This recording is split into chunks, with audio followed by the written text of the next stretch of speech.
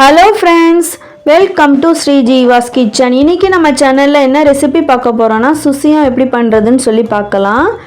நம்ம இன்றைக்கி பூரணம் ரெடி பண்ணி மேலே மைதா மாவு இல்லாமல் அதுக்கும் மாவு ரெடி பண்ணி செய்ய போகிறோம். கடலைப்பருப்பு 1/2 கிலோ அளவு எடுத்துருக்கிறேன். இதை நம்ம 2 மணி நேரம் நல்லா ஊற வச்சுட்டு அதுக்கப்புறமா வேக வச்சு எடுத்துக்க போகிறோம். நீங்கள் குக்கர்லேயும் வேக வச்சுக்கலாம். நான் இன்றைக்கி ஓப்பன் பேன்லேயே வேக வச்சுக்கிட்டேன். ஊற வச்சதுனால நமக்கு சீக்கிரமாக வெந்துடும். இல்லை நீங்கள் குக்கரில் செய்ய போகிறீங்கன்னா தேவையான அளவு தண்ணி சேர்த்துட்டு மூடி போட்டு 2 விசில் விட்டு எடுத்திங்கன்னா நல்லா வெந்து வந்துடும். இப்போ இந்த பூரணம் நம்ம சுசியத்துக்கும் செய்யலாம், போலியும் செய்யலாம். ரொம்ப டேஸ்ட்டாக இருக்கும். இப்போ நமக்கு கடலைப்பருப்பு நல்லா வெந்து வந்துருச்சு. இப்போது இதை ஃபில்ட்ரு பண்ணி நம்ம எடுத்துக்கலாம். இந்த பூரணம் நமக்கு ஒரு தடவை ரெடி பண்ணி வச்சுட்டிங்கன்னா 15 டேஸ் வரைக்கும் அப்படியே இருக்கும். நீங்கள் ஃப்ரிட்ஜில் ஸ்டோர் பண்ணி வச்சுட்டு எப்பப்போ தேவையோ அப்போயே எடுத்து நீங்கள் செஞ்சு கொடுத்துக்கலாம். பாருங்கள், கடலைப்பருப்பு நல்லா வெந்து வந்துருச்சு. இப்போ ஏலக்காய் ஒரு 10 ஏலக்காயும் சுக்கு ஒரு நீல விரல் அளவுக்கு எடுத்துருக்கிறேன். தேங்காய் அரை முடி அளவு எடுத்துருக்கோம். இப்போது இதை நம்ம கொஞ்சம் கொஞ்சமாக சேர்த்து மிக்ஸி ஜாரில் சேர்த்து அரைச்சி எடுத்துக்கலாம்.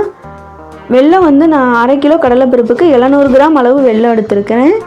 வெல்லம் நீங்கள் ஸ்வீட் கொஞ்சம் கம்மியாக வேணும்னா நீங்கள் ஒரு 100 கிராம் கம்மி பண்ணிவிட்டு 600 கிராம் அளவு சேர்த்துக்கலாம். ஏலக்காய் இதோடையே சேர்த்து அரைச்சிக்கோங்க. சுக்கு லைட்டாக பொடி பண்ணிவிட்டு உள்ளே சேர்த்து இதோட மிக்ஸ் பண்ணி அரைச்சி எடுத்துக்கோங்க. இப்போ நம்ம ஒவ்வொரு பேட்சாக அரைச்சி எடுத்துகிட்டு அதுக்கப்புறமா இதை ஒரு பேனில் சேர்த்துக்க போகிறோம். தேங்காய் துருவல் சேர்த்து இதை 5 நிமிஷத்துலேருந்து ஒரு 10 நிமிஷம் வரைக்கும் அடுப்பில் நல்லா ஹீட் ஆகிற மாதிரிக்கு கிளறி எடுத்துக்கோங்க. ஆறுனதுக்கப்புறமா அந்த மாதிரி குட்டி குட்டி பால்ஸாக நீங்கள் உருட்டி எடுத்து வச்சுக்கிட்டிங்கன்னா நமக்கு பூரணம் ரெடி ஆயிடுச்சு. இப்போது இதுக்கு மேல் மாவு ரெடி பண்ண போகிறோம். 1 உலக்கு அளவு பச்சரிசியும் 1 உலக்கு அளவு புழுங்கல் அரிசியும் எடுத்து வச்சுருக்கேன். 1/2 உலக்கு அளவு பருப்பு எடுத்துக்கலாம், மணிப்பருப்பு.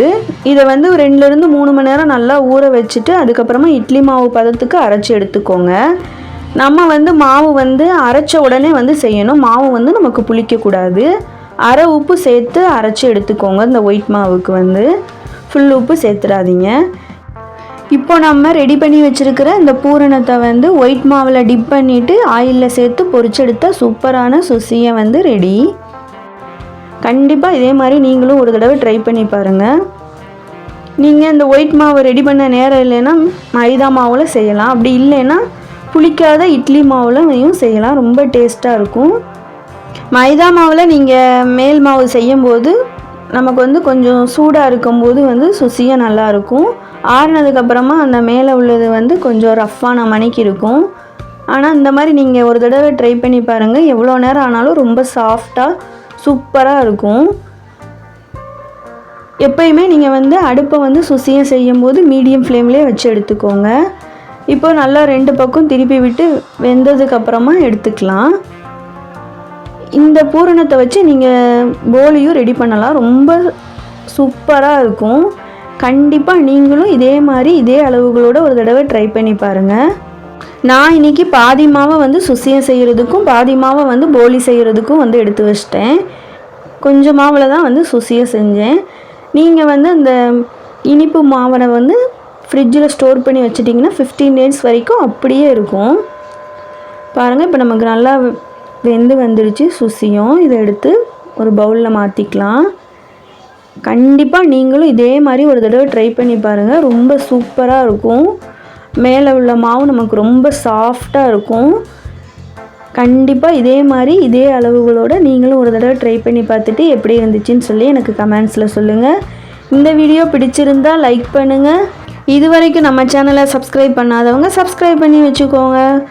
வாங்க இப்போ நம்ம ஒன்று ஓப்பன் பண்ணி பார்க்கலாம் எப்படி இருக்குன்னு சொல்லிட்டு. சூப்பராக வந்திருக்கு பாருங்கள். கண்டிப்பாக நீங்களும் இந்த மாதிரி ஒரு தடவை ட்ரை பண்ணி பாருங்கள். குழந்தைங்களுக்கெல்லாம் செஞ்சு கொடுங்க, ரொம்ப பிடிக்கும். மீண்டும் அடுத்த வீடியோவில் சந்திக்கலாம்.